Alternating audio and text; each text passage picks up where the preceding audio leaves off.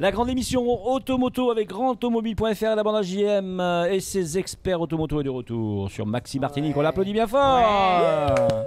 Tout ça c'est grâce à Jimmy, je veux dire, parce que si Jimmy n'était pas là, les filles, vous seriez pas là, je vous le dis franchement. Non, ça c'est sûr, on vient pour lui. Cette émission est également filmée et diffusée sur grandautomobile.fr. Merci à Dodge Ram, votre nouvelle concession américaine au Mangles, voiture partenaire de l'émission. On sera bientôt en spécial avec eux, bientôt, je vous en reparlerai. Merci à l'hôtel Batelière, le plus bel hôtel du centre de l'île, c'est vrai, ça c'est vrai. Merci au Crédit Mutuel Anti-Guyane et à Speedy, vos 6 centres de réparation automobile en Martinique. Nous parlerons dans un instant avec Éléonore Théodose de sécurité routière. Mais avant cela, on aura Claire Boulonne qui nous parlera de sécurité aussi avec les casques intégraux. Pourquoi ? Parce que la législation change au 1er juillet. C'est exactement ça. On en reparle tout à l'heure ? On en reparle tout à l'heure. Avec plaisir. Stéphanie Rome recevra, normalement, devait recevoir une flopée, pardon, excuse-moi, Éléonore. Oui, Même je me trompe. Oui, Stéphanie Rome devait recevoir une flopée de super-héros, dont Jean-Jacques Bellance, responsable d'atelier des 5 récolteuses de canne à sucre de la plantation Saint-James.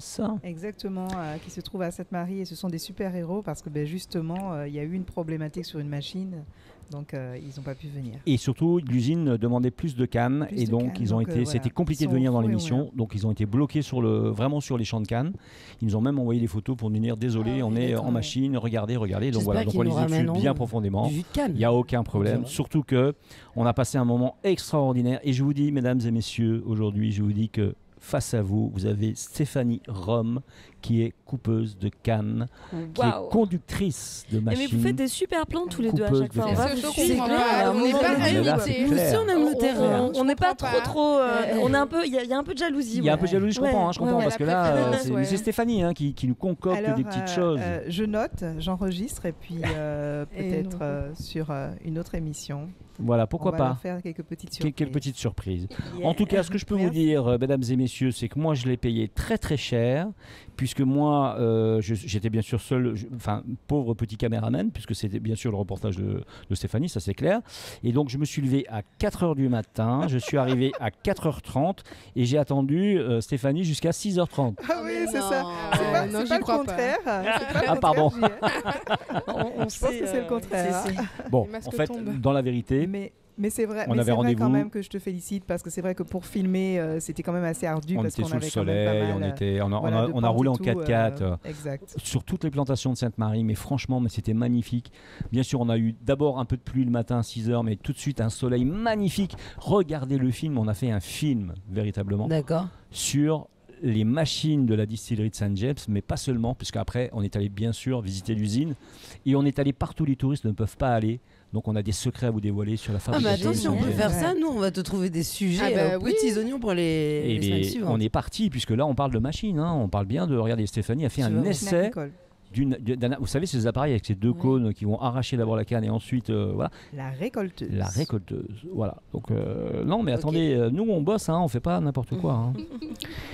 Donc voilà, donc ça en tout cas, regardez les images tout à l'heure dans l'émission, mais surtout à la fin de cette émission, regardez le film qu'on aura monté qui est vraiment splendide. Les images sont parfaitement incroyables. On a eu une vision de Sainte-Marie comme moi j'en ai jamais eu. C'est vrai, sur les hauteurs, là, ils nous ont amenés dans des endroits, des spots bien sûr qu'ils connaissent par cœur, parce qu'ils sont avec leur machine.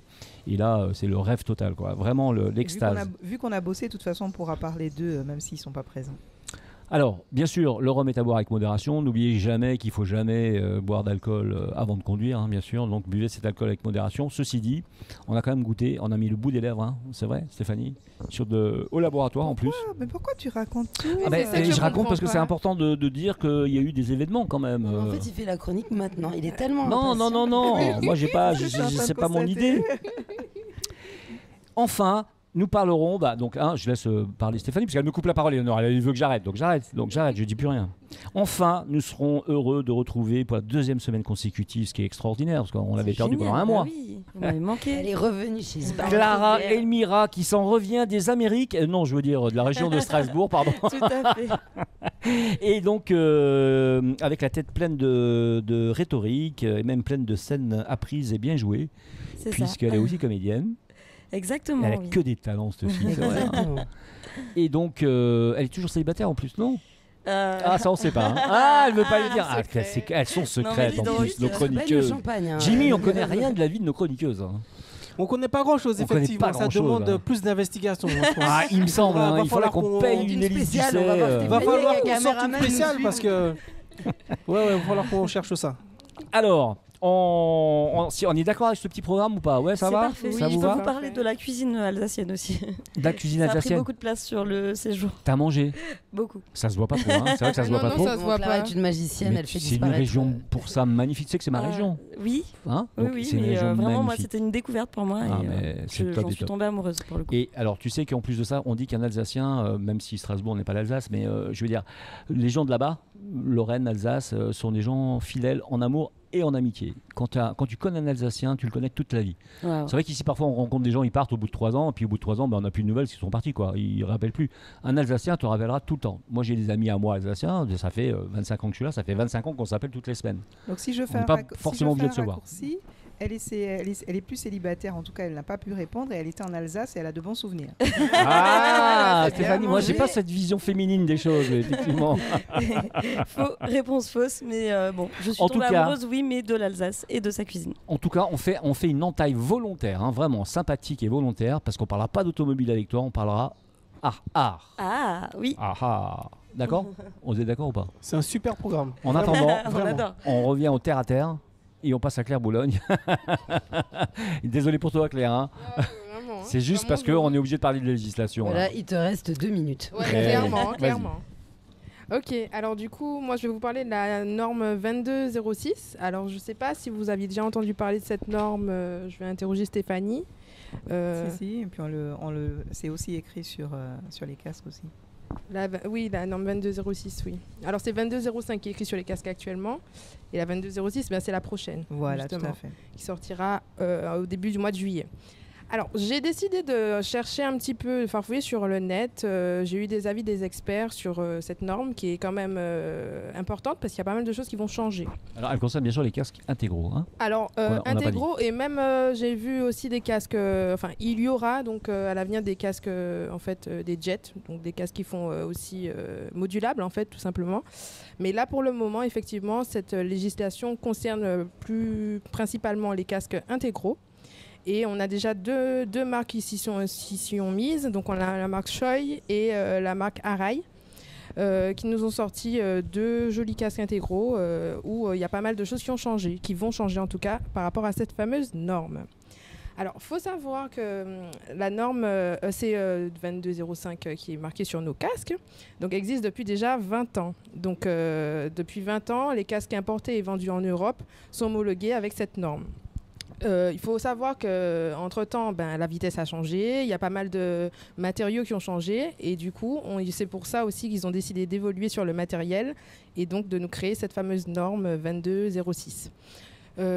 Alors, pas de panique, parce que moi, quand j'ai entendu ça, je me suis dit, oh là là, on va avoir une nouvelle norme, je vais faire quoi avec mon casque? Je vais le jeter à la poubelle, qu'est-ce que je vais m'en débarrasser? Je comprends pas. Révolution. Voilà, révolution. Alors du coup, je me suis renseignée, donc pas de panique, hein, pas de casque à jeter à la poubelle ni à se débarrasser. Simplement, en fait, les fabricants seront obligés à partir de 2024, du coup, de ne plus fabriquer les fameux casques norme 2205, mais uniquement laisser la place aux 2206, qui sont beaucoup plus sécuritaires et qui seront par contre malheureusement plus lourds que nos fameux casques quotidiens pour usage piste et même pour la route de tous les jours. Alors, je me suis dit, j'attends 2023, peut-être qu'à la fin de l'année, j'aurai une petite offre, une jolie petite remise, tout simplement, sur ces fameux casques 2205 qui vont devoir s'écouler d'une manière ou d'une autre pour pouvoir laisser passer à ces nouveaux casques avec des nouvelles normes européennes. Alors, je suis allée un peu plus en détail. Donc, au niveau de la différence qu'on va pouvoir trouver au niveau de ces fameuses normes, donc la 2206 et la 2205, c'est qu'il faut savoir qu'on aura des contrôles qui seront faits donc déjà sur 18 impacts, tandis que là, actuellement, nos casques sont faits sur 6 impacts au niveau de la tête, en fait. Hein. Et ça va protéger aussi surtout les chocs obliques. Alors, c'est quelque chose qui, malheureusement, n'avait pas lieu d'être dans la norme 2205. Et maintenant, il faut savoir qu'il y a des tests qui sont faits à petite, basse vitesse et aussi vitesse très élevée, donc plus de 200 km/h. Il faut savoir qu'on a jusqu'à maintenant, au final, des casques qui sont, on va dire, à bas prix et qui ne vont pas forcément protéger malheureusement de toutes les vitesses lors des accidents. Donc ça, c'est quelque chose qui est bien, c'est que cette fameuse norme 2206 va pouvoir mettre la fin des casques bas de gamme, pouvoir protéger en toute sécurité selon n'importe quelle vitesse, hein, parce qu'il faut savoir qu'on a des tests qui sont faits donc, sur des vitesses qui sont à plus de 200 km/h. Vous avez donc des billes d'acier qui sont projetées à plus de 200 km/h donc, sur le casque, d'ailleurs sur la vitre du casque aussi. Nous avons des impacts qui changent. Enfin, il y a vraiment pas mal de choses qui vont changer et ce sera beaucoup plus sécuritaire, mais aussi plus cher. Donc ça, c'est le point négatif qu'on pourra relever de cette fameuse norme. On n'aura plus de casques à moins de 500 €. Ce sera des casques obligatoirement, je pense, à partir de 500 € au minimum. Mais j'ai envie de dire que pour tout ce qui est sécurité et traumatisme crânien, on a quand même pas mal de répercussions et de séquelles qui ne sont pas forcément assez mis en avant.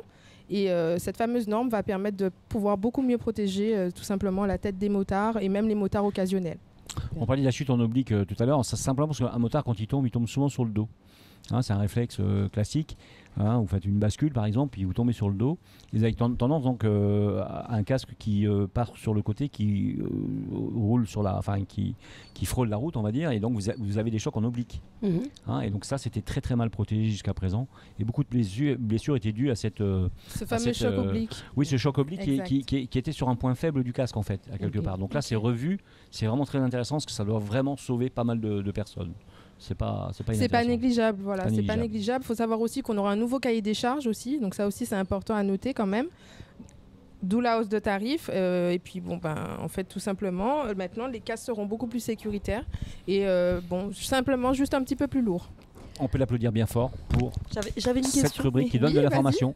Non, on n'a plus le temps pour la question, mais vas-y, dis-le quand même. Vas-y. Non, je voulais savoir, alors, obligation de les construire à partir de 2024, est-ce qu'on sait s'ils seront disponibles avant ? Alors justement, oui. Donc en fait, je disais donc, précédemment qu'on avait déjà 2 marques qui avaient déjà donc, sorti 2 casques. Donc on a aussi, j'ai regardé, donc il y a Shoei, il y a aussi la marque Nolan, on a aussi, en gros, on a au moins 5 marques qui se sont mises déjà à la fameuse norme 2206. Okay. Donc on peut déjà s'en fournir et c'est pas négligeable. Et toutes nous reversent 50 000 € si on les a citées. Hein voilà.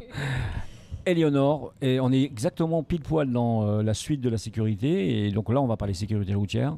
Oui, sécurité routière. Merci. Mais... On applaudit quand même Claire, bien sûr, avec plaisir. Merci à Claire. Éléonore. Alors, pas de moto, mais d'un événement auquel j'ai eu la chance d'assister, puisque le samedi 7 mai 2022 sera diffusé au cinéma un reportage sur un très grand champion qui s'appelle Simon Jean-Joseph. Et j'ai pu assister à la première. J'ai eu le fameux sésame pour pouvoir y aller.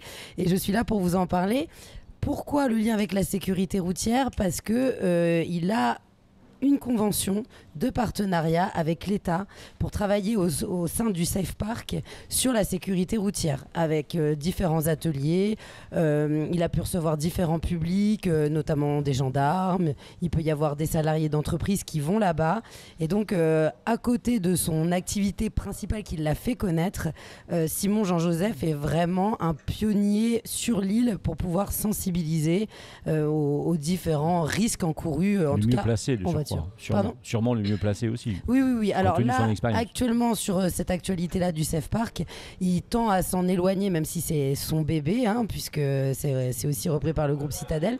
Mais il restera en tout cas la figure emblématique de cette entreprise.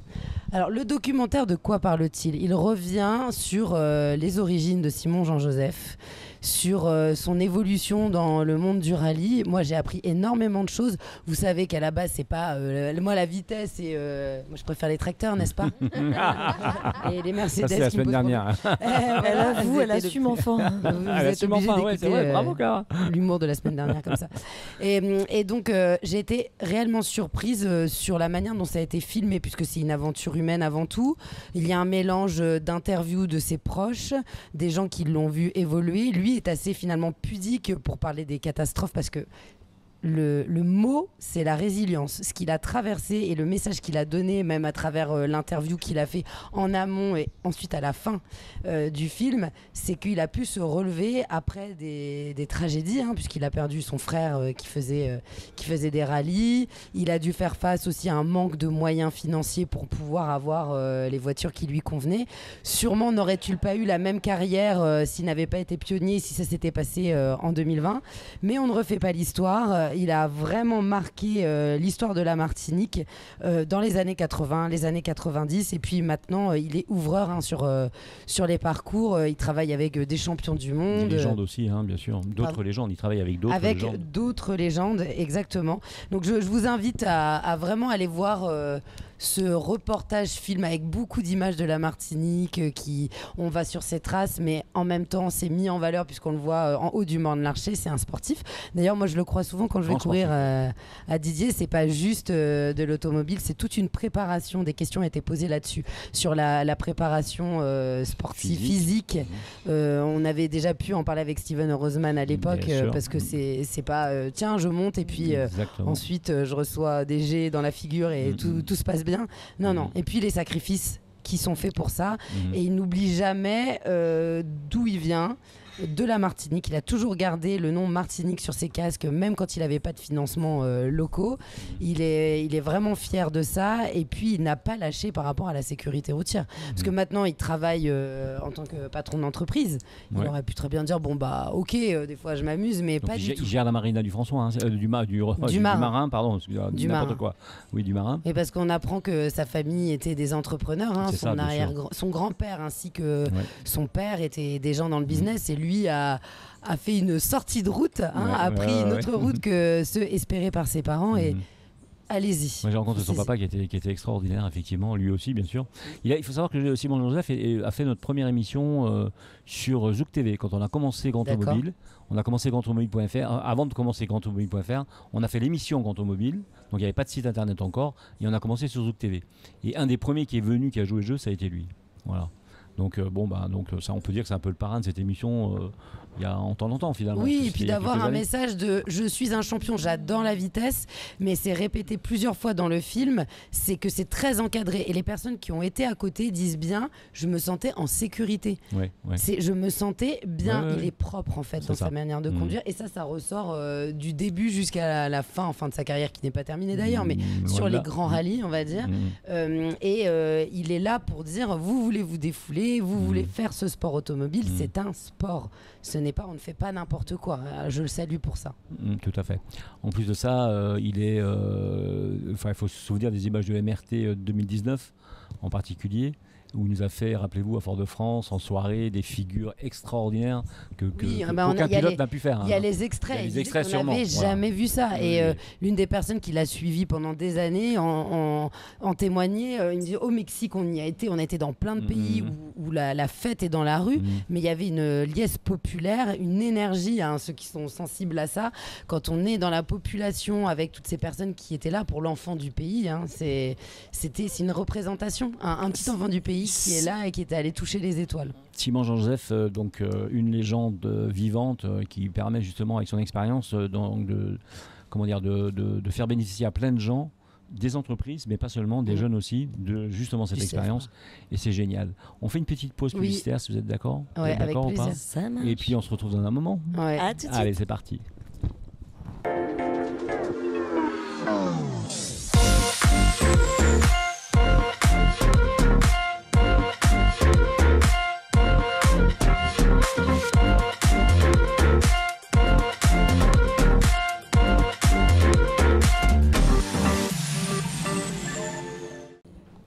Allez, c'est la grande émission qui est de retour, la grande émission Automoto avec grandautomobile.fr, la bande AJM et ses experts automoto. On peut les applaudir. Merci à vous sur Maxi Martinique 107.1, 107.3 FM, tous les vendredis soirs, vous le savez maintenant, à 18h. Alors, on est super content là, franchement, parce qu'on a fait un truc extraordinaire avec Stéphanie. On est allé à 3h du matin à Saint-James. C'était pas 4h. C'était 4h peut-être, 4h du matin à Saint-James, on plaisante. Pour Jean-Marc et on plaisante, en fait la vérité c'est 6h30. D'accord. Mais on s'est levé à 5h quoi. On s'est levé à 5h. Exact. Et je peux vous dire que Et je peux vous dire une chose, les filles, c'est que je m'étais dit, je vais arriver le premier, je suis sûr. Ben non, Stéphanie m'attendait sur le parking. Vous y êtes allé comment, à 6h25. En voiture? On est allé en voiture. On était obligé là. On s'est retrouvés d'ailleurs à Sainte-Marie et immédiatement on avait un peu de pluie. On a fait quelques images tout de suite de l'usine de Sainte-Marie, bien sûr, mais après c'est la grande extase. Que du bonheur. Que du bonheur. Pourquoi ? Parce que l'objectif, c'était que Stéphanie aille essayer une récolteuse. Sur les 5 récolteuses que possède la société qui coupe la canne pour Saint James, il fallait que Stéphanie fasse cet essai. Et je vous jure, et vous avez les images, qu'elle a pris la machine, qu'elle a appris la machine en quelques minutes et qu'elle a fait les machines. Les machines. Enfin, on parlait de la récolteuse, hein, oui, parce qu'après, bien sûr, elle a fait la récolte avec le tracteur, 200 chevaux. Enfin, la totale, quoi. Elle a pris la route même avec le tracteur de 200 chevaux. Ah ouais. C'était la totale. Elle est même partie avec le tracteur de 200 chevaux. On a été obligé de la récupérer. Là, je l'ai pas conduit sur la route. Dans les traces. Mais dans les traces, voilà, dans les champs. Voilà. C'est une chance de pouvoir faire ça. Écoutez, c'était un bonheur pour moi, franchement, qui était caméraman ce jour-là. C'était mon rôle de voir cette jeune femme en train de conduire cette machine avec une espèce de sécurité tranquille. Là. Bon, bien sûr, il y avait le conducteur à côté, mais il était vraiment à côté. Il avait pris la place du passager et Stéphanie était au volant. D'accord. Regardez les images, que ça vaut vraiment le coup. Ouais. Et on parle du reste après. Stéphanie, les premières impressions. Les premières impressions, la première impression, c'est qu'on était vraiment à l'extérieur, donc on était vraiment en pleine nature, et ça, c'est non négligeable. Tellement que il y a, on va dire, un peu de conséquences à tout ça. Que quand je suis sur la route et quand je travaille, faut pas le dire trop fort, je regarde les champs de canne et j'avoue que je regarde différemment, avec un autre œil, et aussi le rhum, on va le dire aussi. Pourquoi ? Parce qu'on l'a vu du début à la fin, quoi. On a vu à partir du moment où on a fait la semence, à partir du moment où on a nettoyé le champ, à partir du moment où on est allé faire la récolte, et puis après où on a mis le tonnage, et après qu'on a comment on va dire au niveau des sargasses, pas des sargasses, à chaque fois je me trompe, à chaque fois je me trompe. T'as ramassé des sargasses, c'est la prochaine aventure, ça. Au niveau de la bagasse, donc de voir aussi de la récolte jusqu'au produit fini à la dégustation, c'est vrai qu'on a un autre œil à la fin. Et la première personne qu'on voit, on arrive sur le champ, hein, on est avec le patron, le directeur, on va dire, de la romerie. Oui, on est avec le responsable des machines. Oui. La première personne qui est dans un tracteur, devinez qui c'est ? C'est Stéphanie. Non. La première personne qu'on voit qui est dans un tracteur en train de passer. C'était pas moi. C'était pas Éléonore, c'était pas Clara. C'était pas non, c'était pas Claire. C'est quelqu'un de connu, mais pour c'était une autre femme. C'était une femme. C'était une autre femme. Alors qu'on s'attendait quand même à avoir un homme, d'accord. C'est bien. Comme quoi l'esprit est très très mal fait. La canne égale homme égale tracteur égale difficile égale couper la canne. Je sais pas, moi, ça me c'est beaucoup. On va pas se mentir, hein, il y a quand même encore beaucoup de préjugés, même si la place de la femme est plus importante qu'avant. Et c'est vrai que dans des métiers qui sont, on va dire, assez physiques, on ne s'attend pas à voir des femmes forcément. Et c'est vrai qu'on a eu un beau cadeau, puisque le premier essai qu'on a fait, c'était dans un tracteur avec une jeune femme, mère de famille, et qui était là en fait depuis que 2 semaines. Et qui maniait le tracteur avec intelligence, avec technique. Finesse. Et puis avec finesse, exactement. J'ai une petite question. Les salariés, ceux qui font ces travaux-là, ils font essentiellement ça à conduire les machines, ou est-ce qu'ils ont aussi une partie, je sais pas, administrative, j'invente, ou usine, et c'est combien d'heures par semaine? Parce que c'est des travaux. Ce qui est bien dans ce groupe, on se lance carrément, hein, c'est vrai qu'on n'a pas encore présenté le groupe, mais on le fera. Ce qui est bien dans ce groupe, c'est que vous avez la possibilité, selon vos aptitudes, vos compétences et vos envies, de pouvoir toujours discuter et échanger. Donc ça veut dire que tu peux passer de la partie mécanique ou de la partie conduite de la machine, ou si tu veux, bien évidemment aussi pouvoir être carrément dans l'usine. Et ce qui est intéressant aussi, c'est que même si vous avez une base au départ, c'est intéressant d'avoir une base en mécanique, c'est intéressant d'avoir un permis poids lourd, mais c'est tout à fait différent. Cette base-là va vous servir bien évidemment pour affiner votre conduite, mais vous apprenez sur le tas. Et c'est ce que je remercie monsieur Jean-Jacques Bélance pour pouvoir justement donner la place à toutes ces personnes, hein, je ne dirais pas ces jeunes parce que c'est tout âge et tout sexe, de donner la place à l'expérience et à la compétence. Voilà. Mais moi j'ai rencontré un petit jeune, Benjamin Villeneuve. Le gars, il conduit un tracteur de 200 chevaux. Écoutez, le gamin, franchement, un passionné de son métier, quoi. C'est-à-dire récupérer cette canne, savoir qu'il a une importance dans la chaîne qui va arriver à ce Rome Saint James, qui est si exceptionnel, qu'on connaît, médaillé et reconnu dans le monde entier. Ce type-là, qui le matin à 5h30, il est sur son tracteur, il vérifie que la récolteuse envoie bien donc, la canne coupée cette fois dans son camion. Il tracte 20 tonnes. Donc, il y a une remorque avec frein. C'est hyper dangereux. Les champs sont quasiment tout le temps de travers. Donc, le risque de bascule est quasi permanent. Il faut être attentif toutes les secondes. Et ce type-là, ce petit jeune-là, il me raconte sa vie dans ce tracteur. Il faut regarder le film. Hein. C'est vraiment un Simon Jean-Joseph du tracteur. Il est, non mais sérieusement, un passionné, mais fou. Et d'ailleurs, j'ai posé 3 questions, je l'ai laissé parler. J'ai fait ça, vous savez, façon reportage, vous savez, où il n'y a pas de questions de poser. Parce que le gars, il chante son métier, en fait. Il est heureux, il dit qu'il aime son camion, il aime son tracteur. C'est pas que ça, hein, ça s'arrête pas à la mécanique. C'est vraiment le travail lui-même. Alors, si on était venu avec quelques questions et puis vraiment un protocole, on peut dire qu'on a tout mis à la poubelle. C'était pas nécessaire, tout simplement parce qu'ils nous ont fait part de leur passion, de naturel. Partagé. Voilà, de naturel. Livre ouvert. En sachant que toutes ces personnes, pour la plupart, ont 1 an d'expérience, 4 ans d'expérience, et bien évidemment pour le directeur et le chef d'atelier un peu plus. Mais c'était vraiment cet échange de dire, voilà ce que je fais tous les jours. Voilà la passion qui m'anime quand je me lève le matin et que je repars le soir. Et justement, tu disais que c'était des héros. Oui, ce sont des héros parce que normalement, ils finissent à 13h. Donc, on avait déjà tout calculé. Ils n'ont pas pu venir parce que l'usine a besoin de cannes. Et une usine sans cannes, c'est problématique. Il y a une machine, exactement. Et puis, il y a une machine qui est tombée en panne. Donc, tout le monde était sur le qui-vive pour pouvoir justement... Pourquoi travaille-t-il aussi tôt le matin? Alors, c'est pour une question de chaleur ou pourquoi? Parce que... Pourquoi 4 heures ou 5 heures? Non, parce qu'il y a bien sûr sûrement une question de climat, c'est certain, mais c'est surtout une question de tonnage, parce qu'ils ont un tonnage à réaliser dans la journée et ils l'ont calculé en fonction du tonnage à donner à l'usine. L'usine, elle ne peut pas s'arrêter en fait. En fait, il y a un problème de chaudrée, si vous avez bien compris, c'est qu'au départ, ils allument les machines et il y a un four avec 5 portes gigantissimes. Vous regardez ça monte à combien? 400 à 600 degrés. 400 à 600 degrés. Une fois que la machine est allumée, on ne peut plus l'éteindre. Elle s'éteint très très doucement, etc. Enfin, en tout cas, la rallumer est un problème. Donc, il faut le tonnage. Une fois le tonnage donné, il faut arriver au tonnage. Donc, ils ont des plages pour donner le tonnage. Et s'il y a des cases de machines... parfois ou pas? Alors, ça leur est arrivé, parce qu'on avait beaucoup échangé avec eux, ça leur est arrivé de travailler jusqu'à 22h. Voilà, si c'est nécessaire pour la production, ils sont prêts à rester. Voilà, c'est même pas qu'on leur demande. Il faut rester, donc on reste. Je voudrais quand même les présenter, toute l'équipe qu'on a rencontrée, et dire que ça soit de loin ou de près, ils ont un rapport avec la voiture ou la moto. Et c'est des belles découvertes, parce que finalement, tout le monde se connaît un peu, quoi. Je parle aussi de...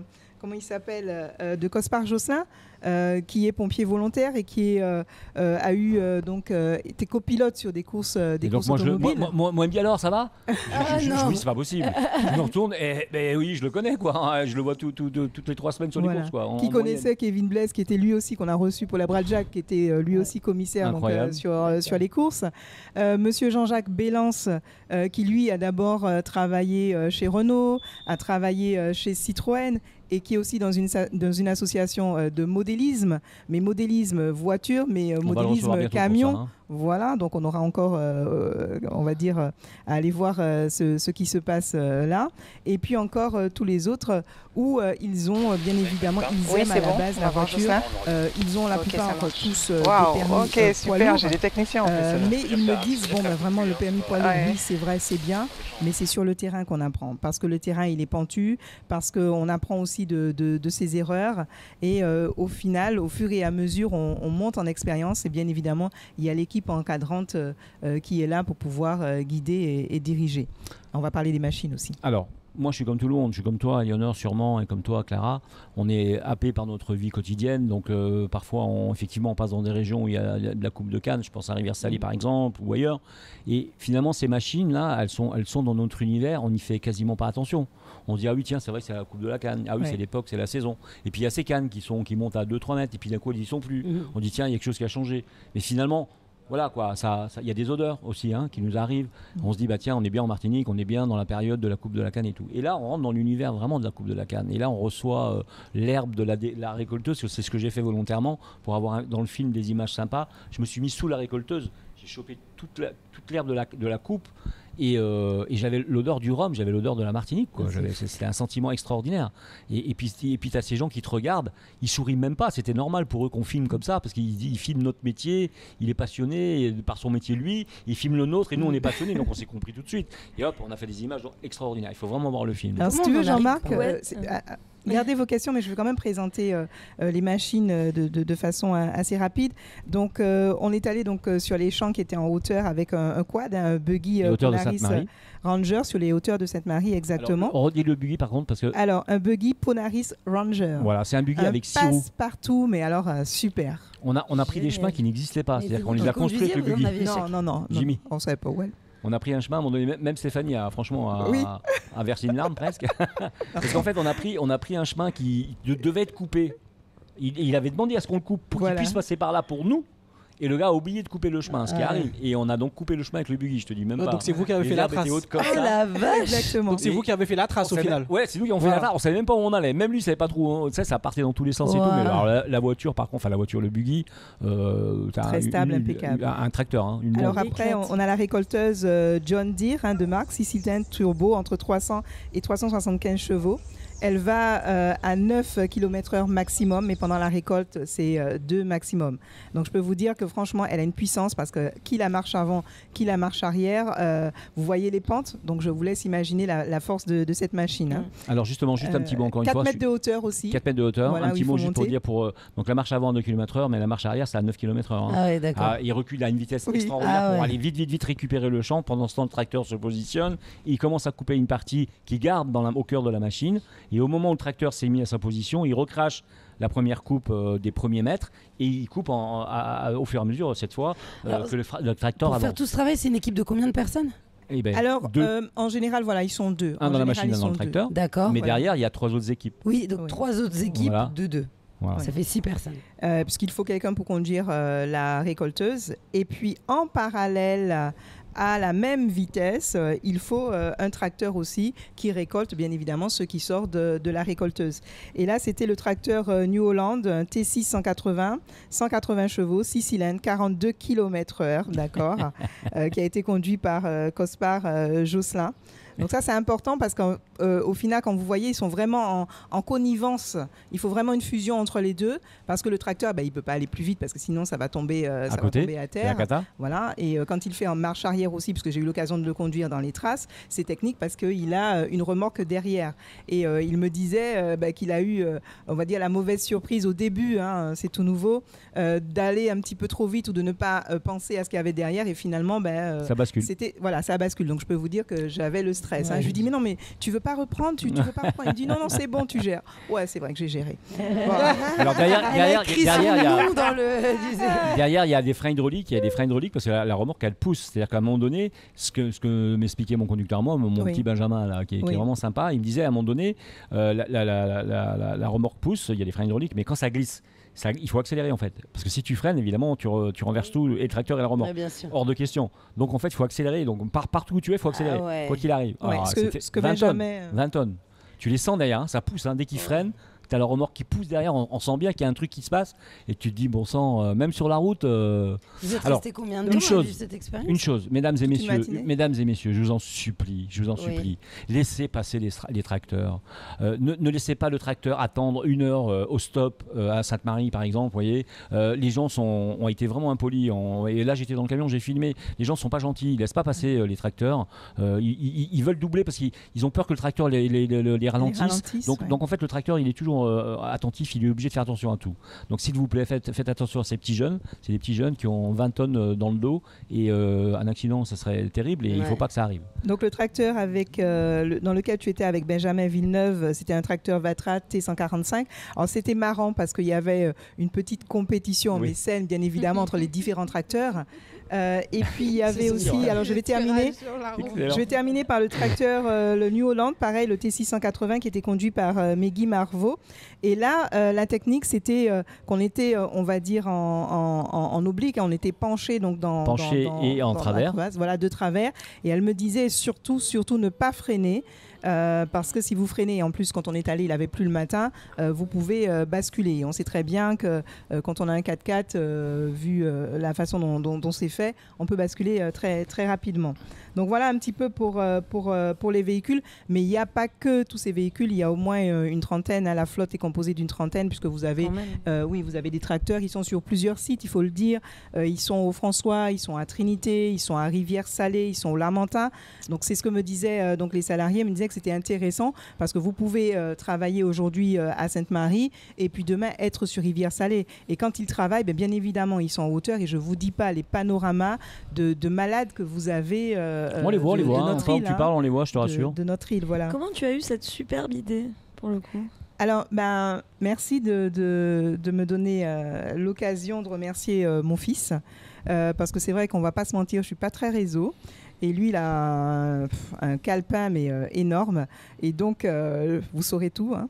Je lui dis, bon voilà, la semaine prochaine, je ne sais pas trop ce que j'ai... Ok, maman, attends, je te dis ça. Donc, lui, il fait ça, va le voir, appelle-le de ma part. Donc, voilà. Génial. Mais au départ, ça part quand même au départ. Stéphanie, j'espère que tu vas t'en souvenir, ça part au départ d'une conversation qu'on a eue avec Jimmy et Stéphanie, tous les trois après l'émission, on a discuté et je disais à Stéphanie et Jimmy, ce serait bien qu'on essaye des machines un peu différentes, des choses un peu différentes. Pourquoi pas aller dans le Rhum, pourquoi pas aller, etc. Et Stéphanie tout de suite a dit oui, mais moi je connais peut-être quelqu'un. Voilà. Jimmy, pareil, nous réserve peut-être une surprise dans quelques temps. Voilà, il y a des choses comme ça et on va essayer dans cette émission d'aller dans ce style-là pour aller de partager ça. Et vraiment, moi je veux bien faire de la vie. Et comme les chroniqueurs, chroniqueuses ont demandé d'être sur place, je vais peut-être concocter quelque chose où elles pourront. Ça serait génial. On adore trouver maintenant. Ah oui, mais vous savez pas quoi. Vous ne savez pas quoi. Moi j'adore les surprises. Je voudrais moi aussi rappeler quand même quelque chose d'important, c'est qu'on a eu un accueil extraordinaire, vraiment. L'équipe de Saint-James, que ce soit les ouvriers sur place, les responsables de chantier, les responsables de l'usine, puisqu'après bien sûr vous avez toute la visite de l'usine, c'était d'une sincérité mais totale, et donc nous on a été, j'espère dans le film, aussi sincères. Alors je vais rajouter que le site est composé de plus de 420 hectares de cannes, comme je vous ai dit, répartis sur les différentes communes. Il y a l'usine distillerie, il y a l'atelier mécanique, et là il faut savoir que la problématique sur l'atelier, c'est que les pièces elles ne sont pas existantes et vendues ici, donc c'est toute une problématique pour les faire venir. On a le musée La Salle qui reprend l'histoire de la sucrerie, et puis on a la boutique où là à ce moment-là vous pouvez acheter le rhum. On a le petit train. Mais nous bien sûr VIP. On a eu la chance de pouvoir être dans la dégustation, la mise en bouteille, de mise en bouteille spécifique des grands crus. Wow, et génial. Surtout, on a réussi à aller dans le laboratoire de sortie de distillation. Donc c'est la distillation en cours. Oui. Donc avec toutes les pipettes, toutes les, tu vois, avec le truc on a l'impression qu'on était avec un chimiste, pas du tout. On était avec simplement le spécialiste pour mesurer le taux d'alcool, le taux de sucre dans la canne, etc. Et donc on a pu tremper les lèvres dans c'était quand même un peu fort. C'est top. Mais jalousie. Il fallait tremper les lèvres. Mais alors, attends, on va se trouver des sujets de la canne. La semaine prochaine. Ouais, on a trouvé un hélico. Ça va repartir en gros reportage. Vous avez vu qu'on est partant dans la dégustation, parce que c'est vrai qu'on n'a pas bu, mais on a mouillé nos lèvres, mais c'était vraiment l'odeur. On prenait vraiment l'odeur de la canne. Et j'espère que M. Bélance, mais je suis sûre qu'il regardera le reportage, et je mettrai sa phrase quand il m'a dit « Le cœur de l'action, c'est dans les champs ». Voilà. Et je peux vous dire que c'est vrai, c'est dans les champs. Moi, je vous demande d'applaudir vraiment Stéphanie. C'est dommage qu'on n'ait pas pu les avoir, donc dû à cet incident. On les aura peut-être quand Jimmy va recevoir aussi. Avec plaisir, franchement, on fera venir en tout cas Jean-Jacques Balance minimum, mais on fera venir ces gens-là. J'aimerais bien voir Benjamin aussi ici, Benjamin Villeneuve, parce qu'il m'a vraiment fait plaisir dans son tracteur. Allez le voir, Benjamin, c'est vraiment un petit gars mignon, tout plein, super gentil. Quand je lui ai dit, dis donc, ta chérie, elle doit super te respecter, il me dit oui, mais moi je la respecte beaucoup aussi. Ça m'a fait plaisir. Tu vois, c'est un bon gars, quoi. Voilà. Donc on fait la pause pub si vous êtes d'accord. On se retrouve dans un moment. Allez.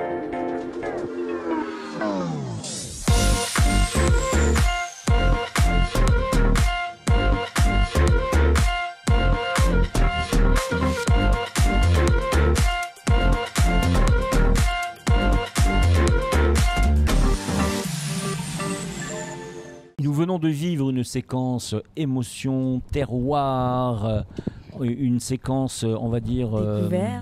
découverte, mais une séquence aussi... en immersion. En immersion, ouais, effectivement, à la Romerie Saint-James. Alors on rappelle que l'abus d'alcool est dangereux. On rappelle aussi qu'il ne faut pas conduire en ayant pris de l'alcool. Bien sûr, c'est strictement de manière interdit. mesurée et calculée. Et... Ouais, oui, franchement, moi je conseille souvent de ne pas en prendre du tout, mais tu as raison. Non, mais un verre avec une dose normale. Ça m'arrive aussi, prendre une bière par exemple. Là. Avec un repas, et puis on attend. 2 verres et attendrait 5 heures. Et voilà. Mesdames et messieurs, allez visiter si vous ne l'avez pas encore fait, ou si vous l'avez déjà fait 5 fois, 10 fois, allez revisiter la Romerie Saint-James. Avec un autre regard, vous avez le film en plus, et puis surtout grâce à Stéphanie, puisque Stéphanie a montré que on peut aussi tout essayer, tout tenter, sortir de sa zone de confort, parce que je vous garantis que quand elle était dans la récolteuse, même moi j'ai flippé, moi j'étais derrière, j'étais dehors sur la récolteuse pour filmer, et donc c'est pas grave. On a un petit peu de musique qui démarre, mais c'est Audrey qui a mis un peu de musique sur la bande son. Elle est super sympa cette Audrey, elle est vraiment géniale. Un petit compas, tranquille. Donc, comprenez que j'étais sur la récolteuse, vous avez une espèce de passerelle. Oui. Donc moi j'étais sur la passerelle, donc j'étais obligé de bien me tenir, tu vois, pour filmer. Et je la regardais, le chauffeur était en train de lui expliquer comment utiliser la machine. Je me suis dit, elle va pas y aller. Je pensais qu'elle allait pas y aller. Ah non, moi j'ai Macache Walou, comme on dit. Elle est allée grave. Tu as flippé, hein. Non, j'ai pas vraiment flippé, honnêtement. Oui, à 4 mètres de hauteur. 4 mètres de hauteur. Ce qu'il faut savoir aussi, c'est que la récolteuse, de toute façon, on le voit dans le reportage, mais vous avez à actionner les manettes, enfin pas les manettes, mais l'appareil pour pouvoir soulever la terre. Vous avez à actionner le souffleur et vous avez à actionner aussi la conduite. Et il y a quelque chose que j'ai pas dit, parce qu'on a parlé j'ai présenté tous les véhicules. Quand j'ai pris le tracteur, alors là, ça a été vraiment la belle surprise. Il a fermé les portes, il y avait la clim, il a mis de la musique. Attends quand même. Tout ça pour dire que tous ces véhicules maintenant sont de plus en plus. Sauf la récolteuse. La récolteuse n'est pas climée, mais le tracteur est climé. Ouais, je sais pas. Ouais, il me semble. Bon, on fait un point final, mais on y reviendra. D'accord ? Avec grand super. On peut l'applaudir encore une fois si vous êtes d'accord. Parce que franchement, prise de risque, tout. Parce que là, c'est un travail d'équipe. Et surtout, terroir à fond. Un beau travail d'équipe. C'est sympa de faire ça en binôme. Oui, c'est en binôme, c'était super sympa. Et d'ailleurs, on le refera le plus souvent possible. On l'a fait avec Claire aussi. Claire Boulogne, on a fait l'essai du scooter. Voilà. Et avec Clara, on fera l'essai de quoi alors ? Je vais y réfléchir. Elle aime bien conduire. Le Solex, il y a un Solex qui arrive, paraît-il, en Martinique. Il y a un Solex à 2. Ça va être sympa. Prise de risque totale, Clara.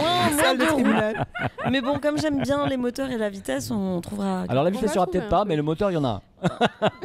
Clara, Solex, c'est 13 km/h, je crois. Non, non, les deux rouges, c'est pas. C'est pas ton truc. Bon. J'adore. Je veux filmer Clara avec toi derrière, excuse-moi, à 12 km/h. Alors ça, c'est un truc qui est extraordinaire chez moi. Moi, j'aime bien être derrière, par exemple. Tu vois, par exemple, j'aimerais bien être derrière. Moi, je préfère être passager. Stéphanie Rome sur sa moto, un de ces quatre. On le fera d'ailleurs. Il n'y a pas de souci. Ou Claire, parce qu'on va bientôt essayer la Monster de Claire Ducati. Donc je montrais d'ailleurs Claire avec plaisir. Moi ça me choque pas. Alors on prend le pari quand on ira sur Saint-Pierre. Je passerai te chercher. Avec plaisir. Alors no size. Vous êtes tous d'accord, on passe à Clara. Pourquoi ? Parce que Clara est comédienne. On a une comédienne. Maman, tu peux pas m'avoir un plan pour. Pourquoi tu parles avec un accent dans un film C'est quoi le rapport ? Quoi Quel rapport ? C'était mis. Non, bah oui, tu peux pas m'avoir un plan pour rentrer, je sais pas, dans un film. Je sais pas, La Vérité si je mens. Je sais pas. d'Hollywood, je pars à Cannes la semaine prochaine, évidemment. En tout cas, on trêve de plaisanterie. Clara est vraiment partie dans une autre région de France pour aller faire une petite petite, une grande démonstration de théâtre. Exactement, oui. Et c'était pour mon plus grand plaisir, parce que le théâtre, c'est vraiment ma passion depuis quelques années. Et je n'étais pas remontée sur les planches depuis 3 ans avant cette nouvelle expérience. Donc je suis vraiment très contente d'avoir vécu ça. D'abord, je vais vous parler du théâtre très brièvement, en quelques lignes, puisque c'est ma passion. J'en suis tombée amoureuse quand j'étais toute petite, plutôt au spectacle de fin d'année à l'école. Moi, je voulais toujours plus de textes. S'il n'y avait pas assez de personnages conséquents, du coup, je voulais être le narrateur pour parler le plus longtemps possible sur scène. Excellent. Elle voulait faire tous les personnages. Attends, voilà, c'est ça. Et moi, j'étais à la recherche de celui qui parlait le plus. Ça n'a pas changé. En fait, tu veux ma place, en fait, c'est ça. Exactement, c'est ça. C'est mon objectif. Je veux bien te la laisser. Et ensuite, je suis tombée amoureuse du côté vraiment texte avec Molière au collège, un grand classique. Mais malgré tout, je trouvais ça fascinant finalement de réussir à porter un courant littéraire d'une autre façon et puis de réussir à faire rire, surtout sur un auteur qui restait résolument contemporain. C'est quand même assez dingue. Donc il y a des tas de manières de parler effectivement de ce genre littéraire, dont la particularité est qu'il est plus vu que lu finalement, puisqu'il est joué. Et je voulais revenir sur son origine, parce que souvent on ne sait pas forcément d'où vient le théâtre. Il revêt au départ une dimension sacrée, puisqu'il est né en Grèce, et à partir de dithyrambes. Donc ce sont des éloges, des apologies pour les dieux, faits de chants, de danse et autres expressions corporelles, et surtout à la gloire de Dionysos, qui est le dieu du vin, de l'art et de la fête. Je pense que c'est mon grand-père ou un truc comme ça. Un arrière grand-père. Donc à l'époque, seuls les hommes étaient autorisés à jouer. En ce qui concerne la France, je vais vraiment vite. L'Académie française instaure des règles pour le théâtre écrit en 1936 pour établir des codes. Le théâtre et ses différents genres se doivent de respecter une unité de temps, une unité d'action et une unité d'espace dans le but de garder une cohérence avec son imitation du réel. Ça a changé depuis, de toute façon c'est du spectacle vivant, donc ça évolue au fur et à mesure. L'objectif, c'est évidemment de divertir le public à travers différents genres. Donc la tragédie, qui est à l'origine, c'est le plus connu dès le départ. Exactement, puis ça a commencé comme ça, puis c'est le plus normé. La comédie, qui bien évidemment a un dénouement heureux et qui est là pour faire rire. On peut voir la Commedia dell'arte, le vaudeville, qui est une forme de théâtre de boulevard qui met en scène la bourgeoisie. Le drame plus récent est moins normé que la tragédie, mais dont le dénouement est aussi malheureux pour le coup. Mais ce dont j'ai le plus envie de vous parler, c'est de ce qu'on exprime quand on crée une pièce de théâtre, parce que finalement, c'est un grand puzzle. D'abord, il y a la volonté de l'auteur de s'exprimer, de raconter une histoire, mais il faut qu'il puisse l'exprimer. Son métier, c'est pas forcément la mise en scène. Alors, quelquefois, ça arrive que le metteur en scène soit aussi l'auteur, mais il faut trouver comment raconter ça. Donc, la rencontre se fait avec un metteur ou une metteuse en scène qui saura sublimer le texte sans pour autant le dénaturer, parce qu'il faut quand même faire des coupes, pouvoir le retranscrire de manière fidèle, le simplifier mais tout en finalement étant aussi attractif. à quelque part. Oui, c'est ça, et puis attractif, parce qu'il faut que on n'est pas forcément objectif sur ce qu'on a écrit quant à l'attrait que ça aura sur le public. C'est du spectacle vivant. Donc j'ai une petite question par rapport à ce que tu dis, Clara. Vous toutes les deux qui faites du théâtre, et à la limite Jean-Marc, je m'adresse à tous les trois. C'était avant. Oui, mais t'as eu ton expérience. Moi, je suis spectatrice, j'adore ça, mais je n'ai pas fait de théâtre malheureusement, pas pour le moment. Bref, qu'est-ce qui fait que vous avez choisi d'être comédien? Parce que vous auriez pu écrire, alors peut-être que vous avez écrit, je sais pas, ou réaliser. C'est plusieurs métiers différents qui touchent au théâtre, mais pourquoi comédien? Pourquoi pas l'auteur et plutôt que celui qui est sur scène? C'est que vous aimez être sur scène. Alors j'adore l'écriture, mais effectivement naïvement au départ, regarder des gens jouer comme ça, l'envie de jouer, parce que déjà à la base ça s'appelle comme ça, donc c'est très attirant. Et puis encore une fois, l'expérience de la scène à l'école, j'ai pu jouer des petites scénettes comme ça aussi au lycée, etc. Et puis je me suis mis dans un coin de la tête, je rêve de refaire du théâtre un jour sans trop oser. Et puis finalement on se dit mais non, mais c'est pas pour moi, j'en serais pas capable. Et j'ai rencontré des personnes qui proposaient des cours de théâtre, et là je me suis dit c'est pas pour rien, cette fois c'est la bonne. Et la ferveur, l'amour que j'ai ressenti, c'était une passion que tu aurais pu réaliser à l'âge adulte. Oui, c'est clairement. ça. clairement. Que c'était en toi, tu disais j'aimerais bien, et puis c'est venu. Je sais pas, on a toujours le syndrome de l'imposteur, mais qu'est-ce que je vais faire sur une scène? Enfin, je vais pas y arriver, c'est pas pour moi. Puis en fin de compte, quand on se transcende et qu'on se sent à sa place, en fait. De toute façon, quoi qu'il arrive, quand on veut, on peut, quoi qu'il arrive. Après, il y a les bons comédiens, il y a les moins bons comédiens, il y a ceux qui sont faits pour, ceux qui sont pas faits pour, mais qui travaillent beaucoup, d'autres qui travaillent moins et qui ont un don naturel. On peut être bon le lundi, mauvais le mardi. Exactement. Et d'ailleurs, c'est le théâtre de la vie, finalement, quelque part. Le théâtre, c'est le théâtre de la vie, puisque on arrive avec nos émotions, on arrive avec tous nos problèmes, et il faut transcender ça. C'est ça. Et parfois, certains acteurs, enfin, même très connus, je pense à un qui est disparu il n'y a pas longtemps, qui est Monsieur Bouquet. Parfois, il était triste.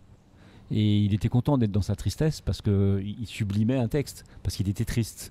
Et parfois, pour être joyeux, il faut être triste. Et pour être triste, c'est l'énergie, tu l'utilises à bon escient. Et c'est pareil, à la limite, quand tu fais du sport, c'est que tu canalises ton énergie. Là, c'est par une expression sur une scène. Et puis, ça peut être dans un sport en se défoulant ou autre chose, ou à travers la musique.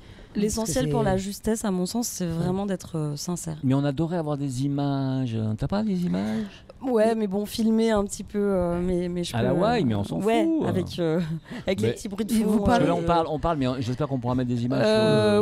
Oui, j'espère. Je peux, voilà, ça serait cool quand même. Mais vous parlez d'émotion, mais quand tu n'as pas connu une certaine émotion, comment tu fais pour t'es obligé de la créer. Alors là, je te coupe carrément. Comment ? C'est toi qui poses cette question. Éléonore. Imaginons que tu te retrouves dans une situation sur scène, j'en sais rien, je n'ai pas fait de théâtre.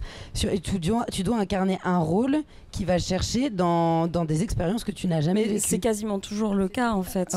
Parce que là, pour le coup, je jouais une mère qui perdait son fils. Donc tu imagines. Pas du tout l'âge du personnage en plus. Donc, ça qui est génial, non, mais en fait, il faut essayer de ressentir, de vraiment se mettre à la place de... Comme finalement ça arrive à quelqu'un dans notre entourage, on va pas savoir exactement ce qu'elle vit, mais par contre on va pouvoir l'accompagner, ressentir et réaliser quelle tristesse ça donc représente. Ça demande une très grande empathie. Et moi, ce que je pourrais dire, c'est que ça se travaille aussi. Hein.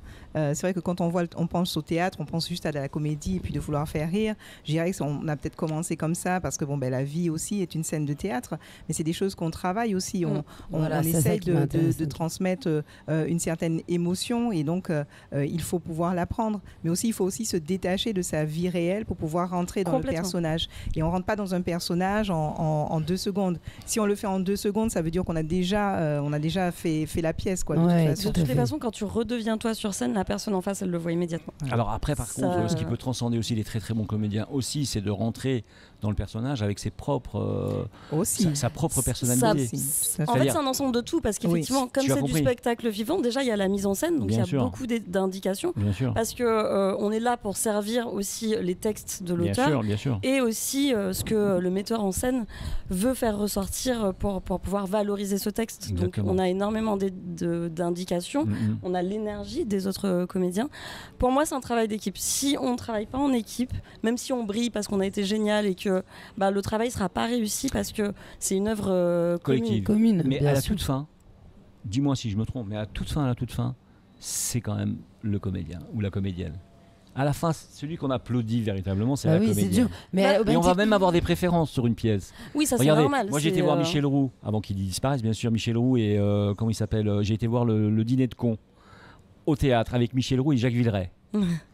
Génial. Mais c'était transcendant quoi. En plus à 3 mètres là, parce qu'on avait eu la chance d'avoir des places proches. Mais en fait, on a des préférences à l'instant. Oui, ça va jouer en tant que spectateur, mais finalement, ton œuvre, sans l'écrivain, sans le réalisateur, tu peux être très bon, mais si tu as un mauvais metteur en scène, tu fais... Alors, j'ai été voir il y a 2 semaines une pièce dans un très grand et très beau théâtre parisien que j'adore, que je ne nommerai pas, avec des très grands comédiens très connus que j'adore aussi.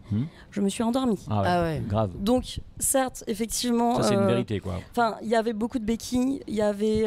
des choses sur lesquelles finalement la mise en scène elle n'était pas fluide Et pour moi, même si on est un très grand acteur, encore une fois, c'est un ensemble de choses. Tu nous chuchoteras le nom qu'on n'y aille pas, s'il te plaît.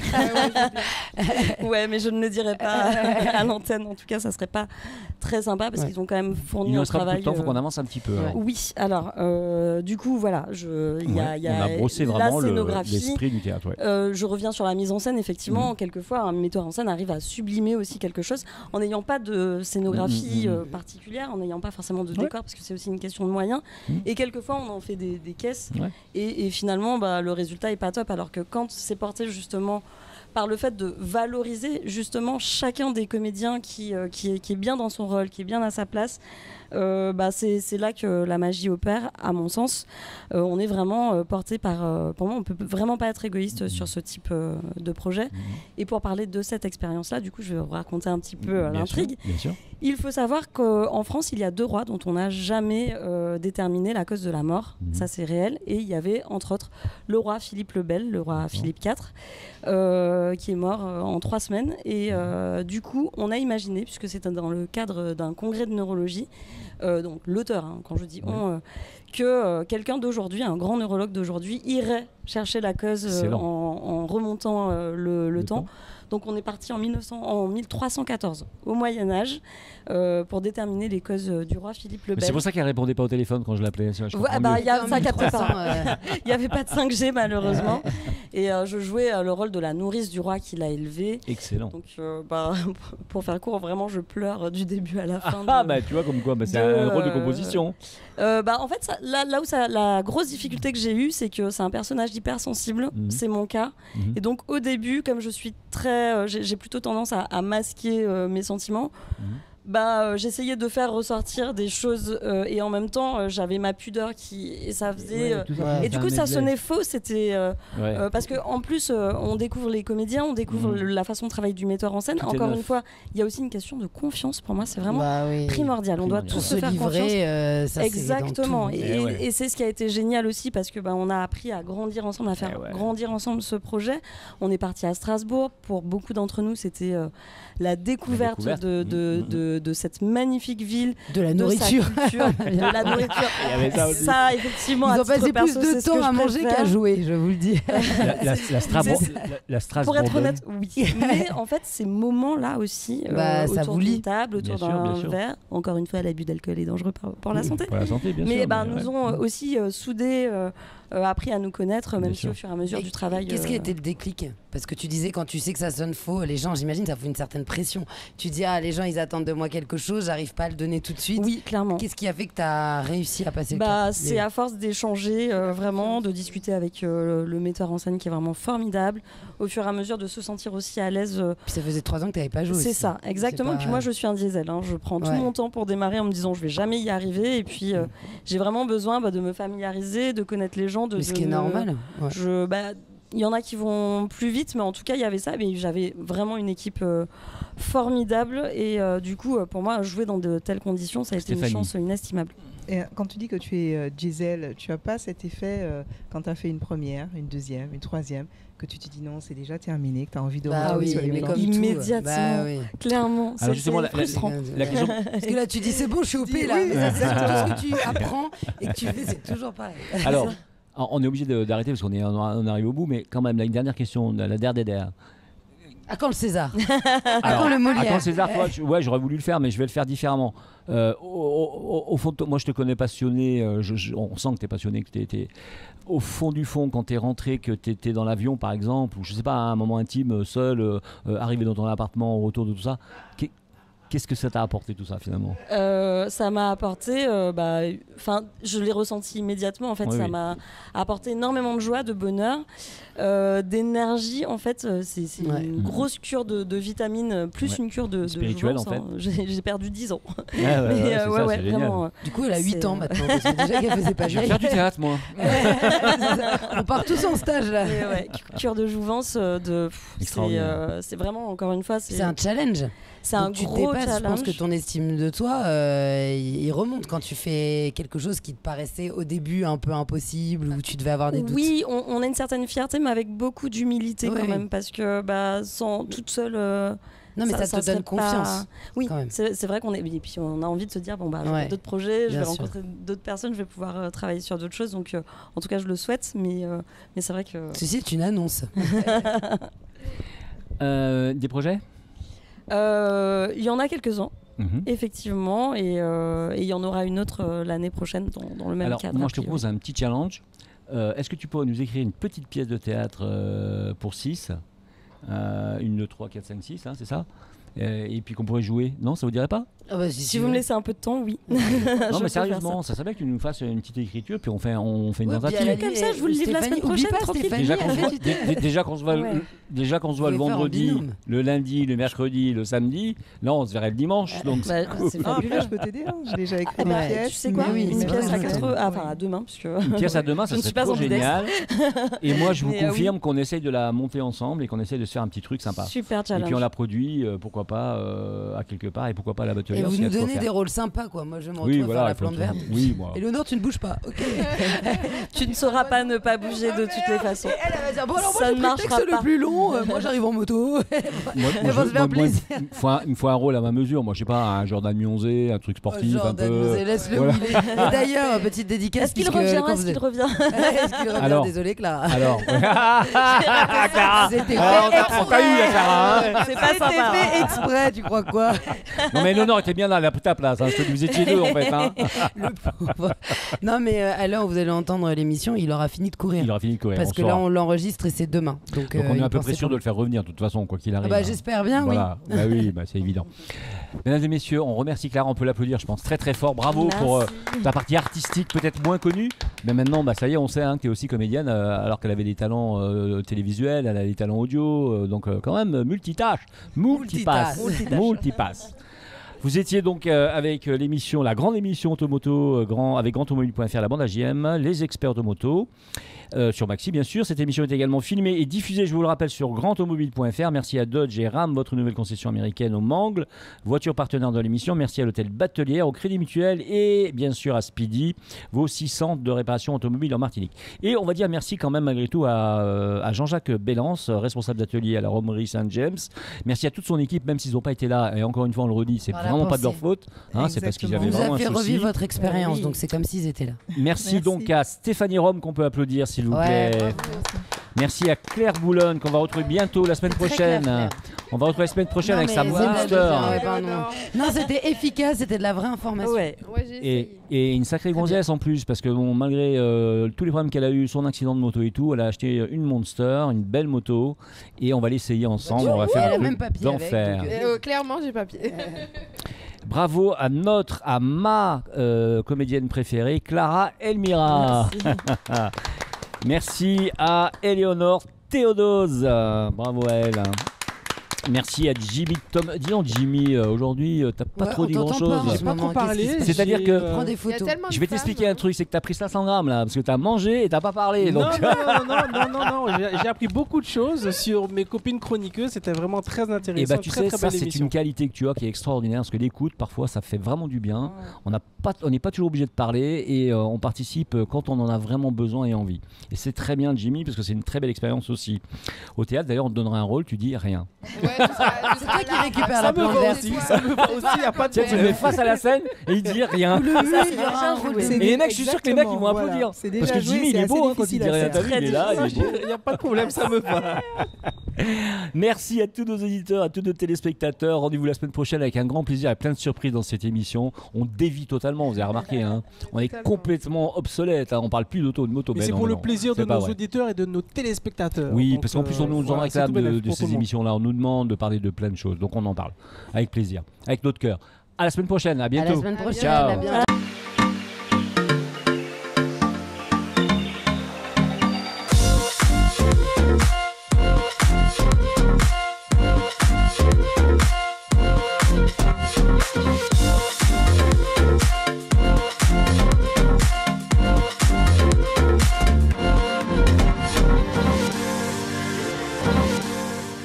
Merci Jean-Marc.